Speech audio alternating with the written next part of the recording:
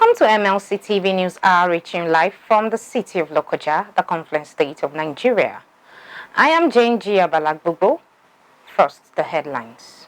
Federal government procures 316 operational vehicles for FRSC. Ahmadu Bello University ABU set to establish urology kidney transplant facility. Police contact South Africa minister over sexual assault claim. And delegates at the Annual General Assembly reject PINNICK'S plea for tenure extension. And now the news in detail. The Secretary to the Government of the Federation, Boss Mustafa in Abuja, inaugurated 316 vehicles for the Federal Road Safety Corps for effective patrol of highways across the nation. The 316 operational vehicles include 239 patrol vehicles, 49 ambulances, 23 tow trucks and 5 patrol bikes. During the inauguration at the FRSC headquarters, Mustafa noted that the vehicles would be used to patrol the new road infrastructures provided by the Muhammadu Buhari-led government. He said the provision of the vehicles was to enhance the operations of the Corps and ensure the safety of road users across the country. He urged the Corps to sustain its leadership role in Africa in making roads safer for economic growth, adding that the patrol vehicles should be deployed to cover the entire country as soon as possible, while noting that the vehicles would boost the operations of the FRSC and give it more ambience to carry out its duties effectively. Acting Corps Marshal Dauda Biu stated that the vehicles would help to improve field operations of the FRSC, adding that the vehicles would provide real-time and active support and backup to field officers. Biu appealed for improved funding of FRSC to enable it realize its vision of its coverage. Bill appealed for improved funding of FRSC to enable it realize its vision of full coverage of all operational commands nationwide. The FRC board chairman Bukari Bello commended Buhari for his support to the Corps in the efforts to ensure efficient service delivery.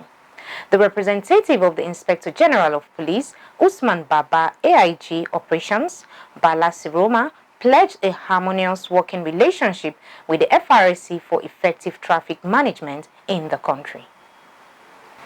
Governor Yahaya Bello has approved the appointment of HRH Akpa Joseph, KSM, MNIM as Onu Igala and Omachi Ata Igala Kingdom, third-class status. The appointment was made in a statement issued by the Kogi State Commissioner for Local Government and Chieftaincy Affairs, Barrister Momodu Ozigi. In a letter of congratulations, Barrister Ojotule Ojochegbe David, Chairman Igala Elder Consultative Forum, described the appointment as well-deserved. The Kogi State Office of the Police, Defender and Citizens' Rights Commission, PDCRC, on Friday submitted its report of inquiry on the NSAS protest in the state triggered across the country in 2020 to the State Governor Yahaya Bello. Speaking at the event at Government House Lokoja, the Director General of PDCRC, Barrister Abdullahi Zakari, said the commission set up the Human Rights Special Interventions Committee and was inaugurated in October 2020 on the directive of the governor. According to him, the committee was established to deal with matters arising out of the NSAS protest. According to Zakari, the committee entertained 12 petitions, out of which 6 of them were live issues. He explained that at the commission's level, they were able to address some issues that were not too serious, made recommendations, and people have gotten results. He added that on the other 6 reports, there was a public hearing where people took ownership of their complaints and the committee made their findings. In his response, the governor commended the committee for a job well done, assuring that the state government would look into the recommendations for implementation. The governor, who was represented by the Secretary to the State Government, SSG, Dr. Folashade Ayuade, promised to continue to give the necessary support to ensure that Kogi PDCRC is well positioned to deliver on its objectives. The one-week video editing training organized by the Senior Special Assistant to Kogi State Governor on Electronic Media, Avoy Nwogu, in collaboration with Bavon Communication Limited, owners of Malachi TV and Sharon Radio Online, and Kogi Google Production for Youth, has come to an end. The participants were charged to put to practice the training they have acquired, and further to their certificates, they should be good ambassadors of the state anywhere the job might take them to. At the light event to mark the end of the training, government officials and the head of the commercial department, Radio Kogi, were present. Our reporter has more. The SSA in an interview advised participants to exhibit patience and good character in all their dealings to be enabled to excel and impact their work positively. We know there is no substitute to talent, and there is no guarantee for success with talent unless you're able to put it to work, back it up with action, and move with it with positive character. Then you can become successful. I have told them to move around, carrying these gifts God has given to them, this little training, and launch them to learn it. Depend the way they go about it. If they have the capacity to start up the business of their own, they should go ahead, or they should walk and tread with caution. They should not take it for granted, because we have many other persons who are more talented, but the only thing that will distinguish such person from the other is the character, the attitude. So they should have right attitude, positive attitude to doing things. She also pointed out the need for parents to encourage and ensure their children acquire skills and not stay at home idle. I will advise parents to talk to their ones, call them together, know what they are passionate of, what do they love doing. If it's something you can send them to a place they can learn, why not? Just the way some parents brought their children to me. The same thing, please, if you're out there, you have your children around you, help them to channel their cause positively, so that the negative influence will not take over by luring them into doing yahoo. Talk to them. Don't say they are big, especially the university ones. Don't let them feel they are too big for you to talk to. Talk to them, advise them. They still need that parental guide, even though they are 18 or 20. They need it. So talk to them. On possible training and workshop in the nearest future, the organizer, Avoy Nwogu, said more is yet to come, and she will be extending the upcoming training to other local government areas of the state. She called for partnership and sponsors to enable her reach out to many. As long as there's life, there is hope. And by God's grace, if God gives me capacity and financial ability to do this, why not? You see more often of this kind of training, because I want to plan how to take it beyond Lokoja to other senatorial zones. And we are also using this opportunity to seek for partnership. If you know you can volunteer, or you have resources but you don't have the skill to train these people, please feel free to call me, to partner with me, and we train these people. Because the more we train our youth, the lesser our body will be. They will be off streets and they will do something meaningful for themselves. The government official present at the event is the Senior Special Assistant to the Kogi State Governor on Administration in the Office of the Secretary to the State Government, Ephraim Amurewaye, and the Head of Commercials, Radio Kogi, Princess Nana Hawawu Yusuf. They lauded the effort of the State Governor through the SSA for the initiative. They say the training will go a long way in empowering the participants. The SSA Dream Media Honorable Avoy Nwogu is somebody I've known over the time, and she's a role model, a workaholic, and a go-getter, and I'll identify with her. The program she has done now is a great one. She has taught them how to fish, to give them fish. In this society that is full of various vices, she has come up with this as an empowerment program for the youth, and I'm really impressed with her. But from the little she's impacting on society, and I want to praise her and encourage her to keep it up. I know that I'm going to take her to higher grounds. I want to appreciate her initiatives, because by and large, the youth or the students rather will be able to impact the same knowledge on others, on their friends, their relations, and I mean the society at large will be a better place for them. It's not just giving someone financial assistance, because you can give out money and the money will finish at the end of the day, but when you impact knowledge, it stays. It's an everlasting thing. They say, you teach me how to fish and I will continue to fish forever. So this is just what it is. And I want to appreciate the Executive Governor of Kogi State for giving Billy Nwogu the enabling environment. So we thank the Governor. May God bless him. His acts of generosity, may God bless him. Amurawaye also appealed to the federal government and ASU to come to a resolution to enable the students to resume back to their various schools. I want to also appeal to the federal government and ASU to resolve the impasse, because in any negotiation you can't get 100% of your demand. Look at the children, they are being housed February 14th. It's over 180 days, and it's not good for society. And this can lead to the rise in crime wave in society. And I know that surely it will resolve very shortly by the grace of God. He also urged parents to be mindful of their children and to always advise them against all vices. Students should engage themselves, because an idle mind is the devil's workshop.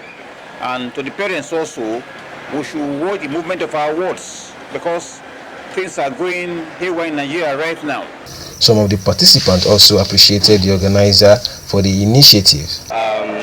It was from a group online on WhatsApp, and I'm interested in doing video editing and stuff, and due to the ASU strike, there's nothing I'm doing, so I decided to come around. And the 5 days I spent here has been fascinating actually, and I believe that but with the end of this training and with the skills I've learned here, I should be able to chop up videos on my YouTube channel especially, because that's one of my main aim, and other things, looking forward to other things also. For now, we don't even know when the ASU strike is going to end, so the best thing you can do for yourself is getting a skill at this point in time, because even this ASU strike is just like what will happen to you after school. It's just like the same thing, you won't be doing anything, so you have to gain a skill now that you have the time. I'm so grateful for the organizer of this, as in she's really trying. She tried for us, and I pray that may God continue to bless her. First of all, when we came here, during our training, what we got first was being confident in doing what we want to do, and then two, it's widening our knowledge concerning computer. Then the other one is video editing, and thank God I've known little about it. If I should come for the further learning, then it will help me to assist others who are also interested in this. The trainer said with what he has taught them, they can deliver, and commended the role the state government has played. First of all, I would say I appreciate the Kogi state government for keying into this project and giving money to people to spend. You've not had any impact to their life, but giving them knowledge is one of the most things. And I'll say thank you to Kogi state government and Bavon Communication. And I will say yeah, they've really done well. From the day one, taught them a lot, and with the test I've given to them and other things I've asked them to do, they really done well. In fact, I would say they are good to go. I've taught them with different versions of the Adobe Premiere Pro, and I believe they can work with it. But though I've also talked to them to come for the advanced class to learn more. With joy, the participants will serve certificates of participation. Jonah Malik reporting for MLC TV. The World Humanitarian International Days and Weeks are occasions to educate the public on issues of concern, to mobilize political will and resources to address global problems, and to celebrate and reinforce achievements of humanity. The existence of the International Days predates the establishment of the United Nations, but the UN has embraced them as a powerful advocacy tool, held every 19th of August.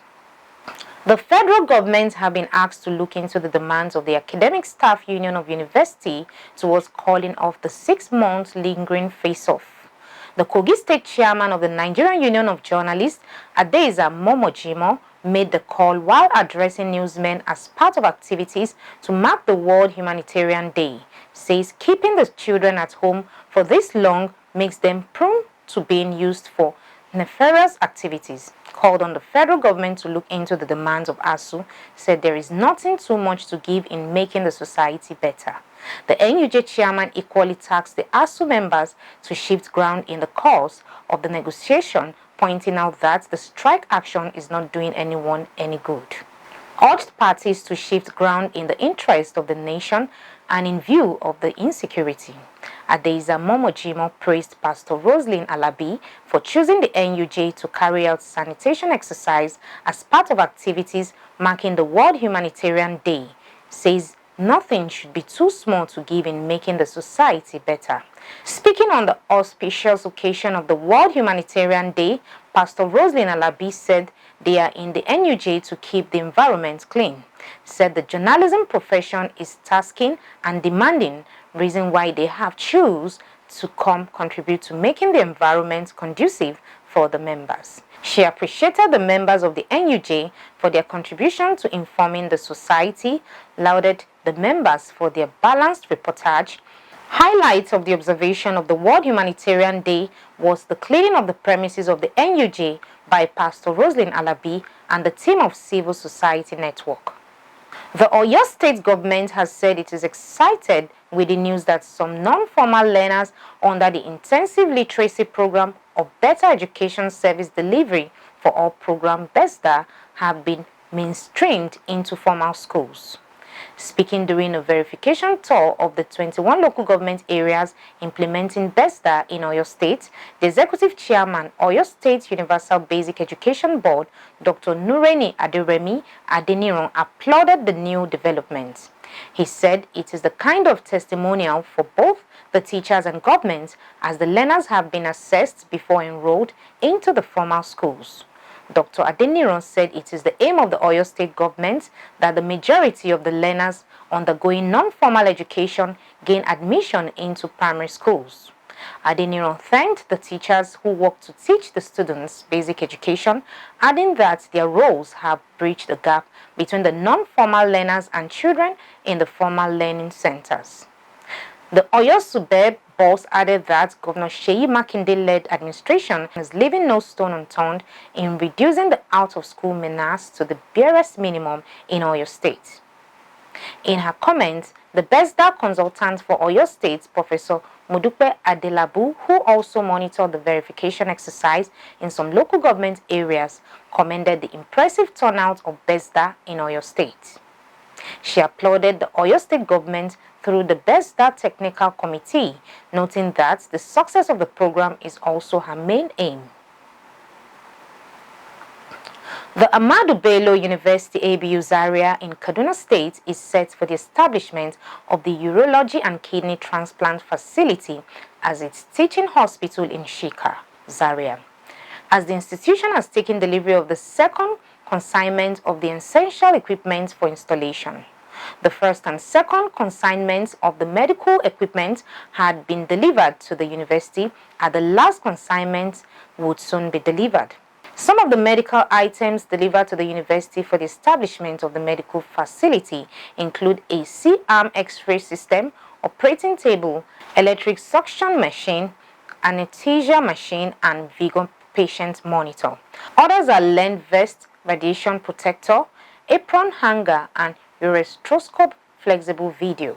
The supply of the medical equipment was part of the Tertiary Education Trust Fund's 1 billion naira special intervention for the establishment of the Urology and Kidney Transplant Unit in Ahmadu Bello University Teaching Hospital, Shika, Zaria. The Vice-Chancellor, Professor Kabiru Bala, inspected the items supplied and expressed the university's immense gratitude to TET Fund and other key partners in the project. Bala, who was accompanied on the visit to Ahmadu Bello University Teaching Hospital to inspect the medical equipment by Director Public Affairs Directorate, Awolu Umar, and AG Chief Security Officer of the university, Ashiru Zango, disclosed that a site had already been identified for the project. We go on a short break. We'll be right back. Get human interest stories right here on MLC TV with entertainment, sports, business, culture, tourism, and fashion news stories all featured on MLC TV. Not forgetting political and current affairs news, state and federal government and people's matters will be discussed regularly on MLC TV. MLC TV, your one-stop online destination for unbiased, accurate news, entrepreneur ideas, and youth matters to the rest of the world. MLC TV, reaching everywhere, informing everyone. Welcome back. The Nigerian youths have been called to embrace the new wave of the new Nigeria that is coming if those with technical know-how and the ability to cause the change they want in Nigeria are allowed to take the mantle of leadership.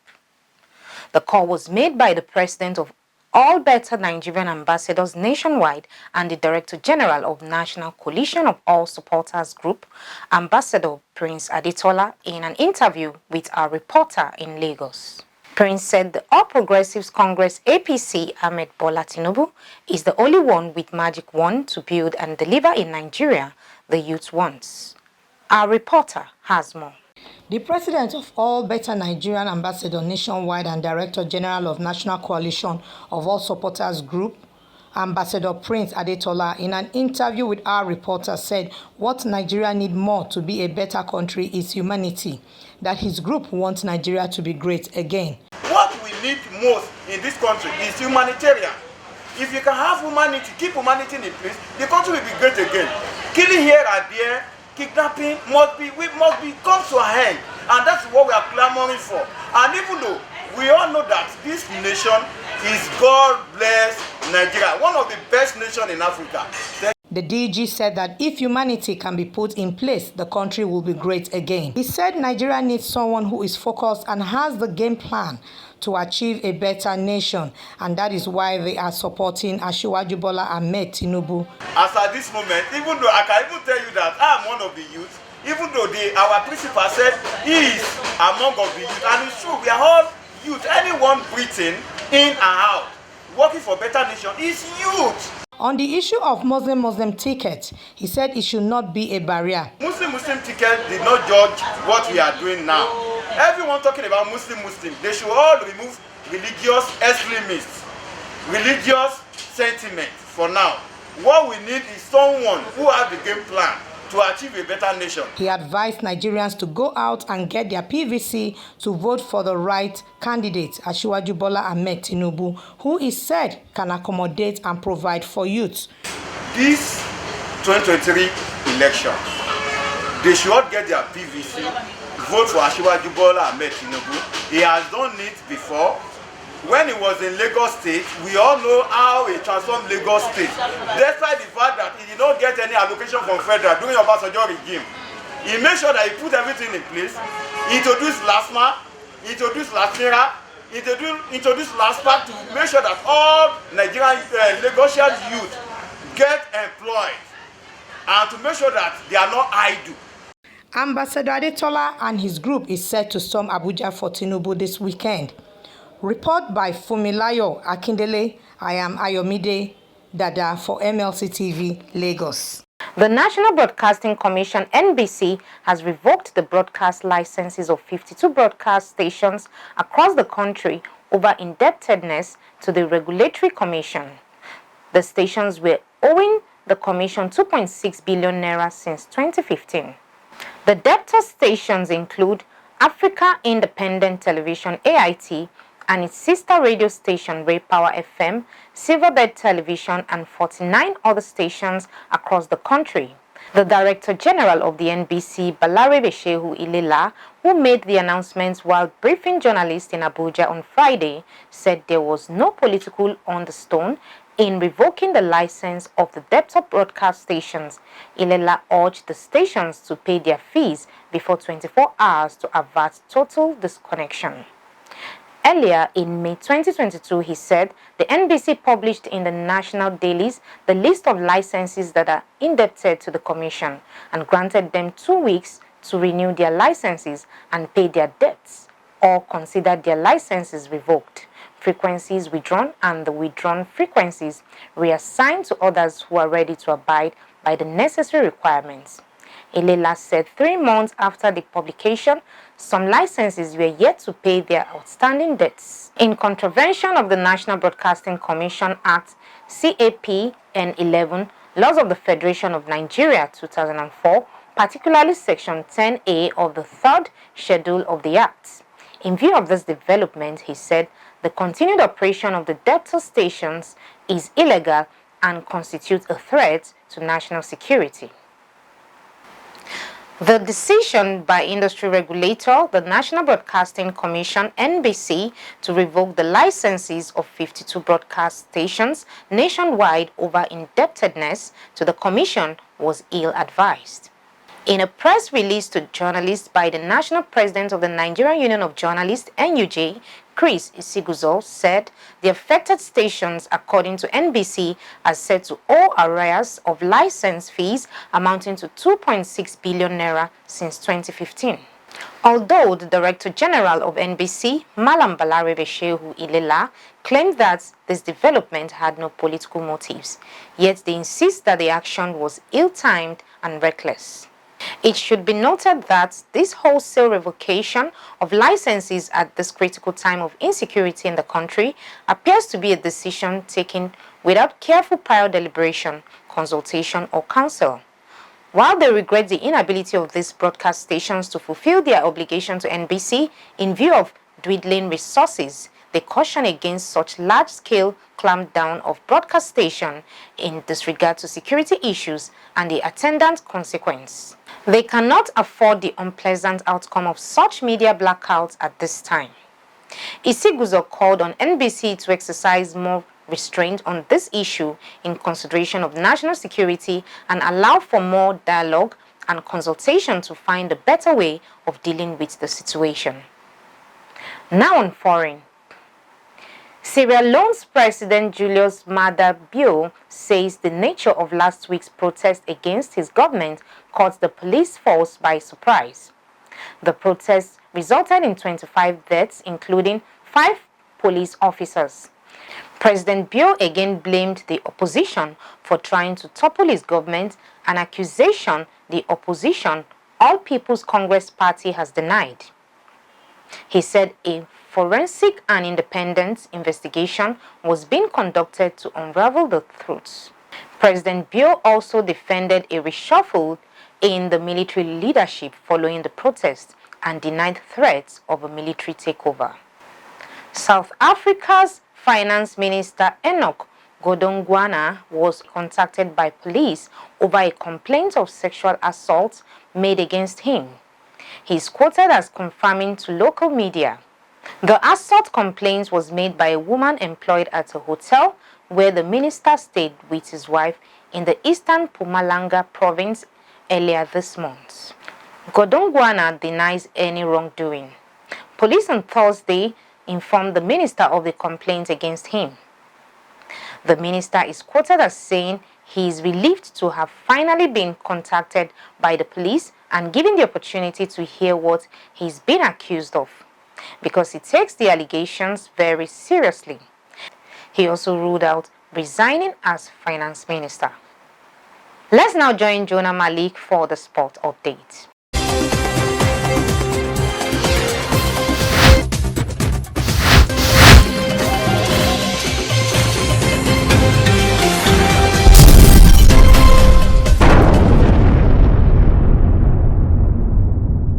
And sports updates, there was mid-drama at the Nigerian Football Federation Annual General Assembly in Lagos on Thursday as the NFF chose September 30th for election into the board of the federation, but members of the Functional Players Union were barred from the Congress.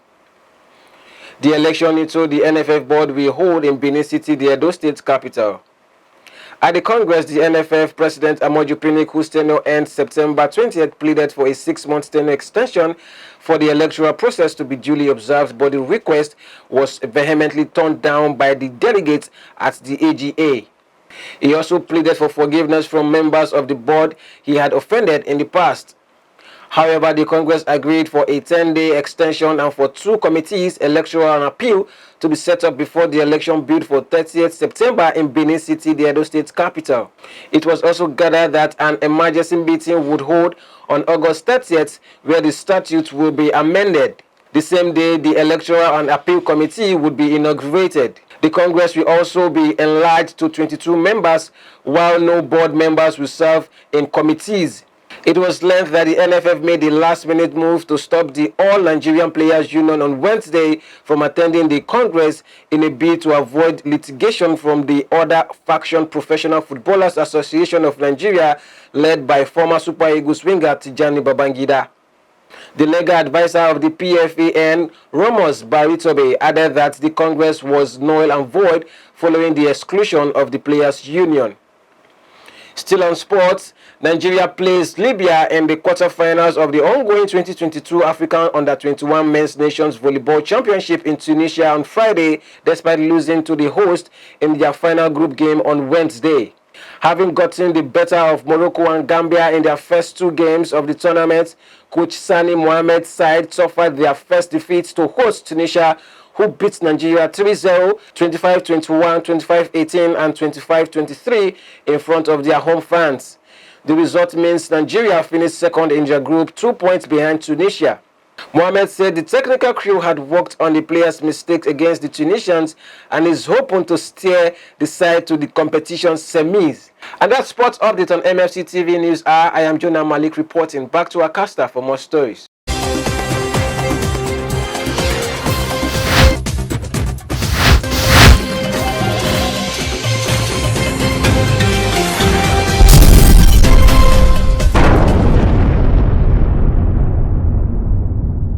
Thank you, Jonah, for the update.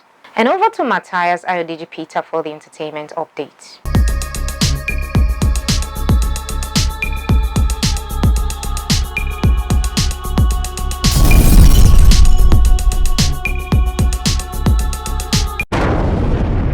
On foreign, Squid Game creator Hwang Dong-hook has disclosed new plot details about his hit show's highly anticipated Season 2. The Korean filmmaker, in a The Hollywood Reporter exclusive, revealed that contrary to fans' expectations, the sequel would be a natural evolution from where the story stopped in Season 1. Dong-hook further shared more details about the series lead, Gi-hwan. He said he has seen many reactions from people about the show, but he don't want to make Season 2 as a response to those reactions. Dong-hook said there will be a natural flow of events that will lead all the way to the end of the season. The director said he can't share any details yet, but the viewers saw that Song Gi-ho has become a totally new person by the end of Season 1. So Season 2 is going to be about what that new Gi-hwan is going to do and how things will unfold with this new kind of character. Released in 2021 to record-breaking acclaim, Squid Game follows Gi-hwan, a down-on-his-luck chauffeur who is invited alongside 455 indebted players to play a series of children's games for the grand prize of 45.6 billion. The gamers soon discover that losing the game results in their death. Netflix officially greenlights the series in June. Crossover to Africa, submissions for the Academic's 95th International Feature Films category is open from August 15 to 31st, 2022. The Nigeria Official Selection Committee (NOSC) for the Academy of Motion Pictures, Arts and Sciences (AMPAS) has announced a call for submissions for the 95th Oscar ceremony.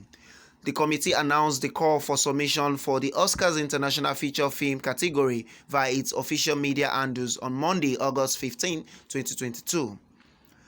As filmmakers around the world prepare their Oscars bid for the 95th Academy Awards, the Nigeria Official Selection Committee for the Academy of Motion Pictures, Arts and Sciences has called for submissions from the Nigerian filmmakers. NOSC official Instagram post read. The selection exercise, which will be undertaken by the NOSC, is expected to present one film as Nigeria's entry in the International Feature Film IFF Award category. The window for film submission is open from August 15, 2022 to August 31, 2022 on the nosc.org. NOSC latest call for submission comes nearly a year after the committee announced that there would not be a film selection to represent the country for the 94th Academy Awards. According to NOSC chairperson Chineze Anyane, the Nigerian submissions failed the eligibility rule test set by the academy. And that's all on entertainment. My name is Matthias Ayodeji Peter reporting for MLC TV. Back to our caster for more stories.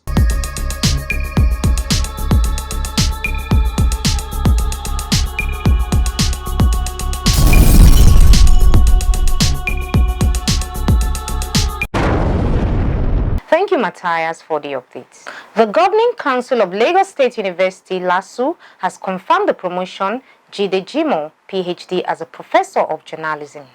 Platforms Africa reports that Professor Jimoh, who made this announcement on his Facebook page, declared that his elevation as a professor is now official. On his official Facebook page, Jimoh said it's now official.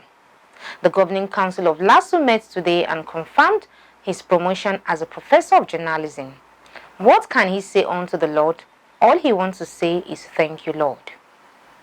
Jimoh, who hails from Kaba in Kaba Bunu local government area of Kogi State, north central Nigeria, is an alumnus of University of Ibadan, UI, and the University of Lagos, UNILAG. And that is the size of our package today. Join us tomorrow at this same hour to watch our news as we give you updates on happenings within and across the globe. Don't forget to subscribe to our YouTube channel, Malakai TV, like and follow our Facebook page, MLC TV, Instagram, MLC TV 2021, and Twitter at MLC TV1.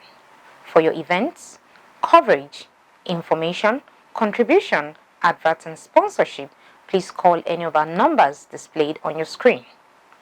Join us Fridays and Saturdays to watch our special programs. It is Malakai TV, reaching everywhere, informing everyone. I am JNG Abalagbugbo. Please continue to be your brother's keeper to build a peaceful and a united nation together. Good day.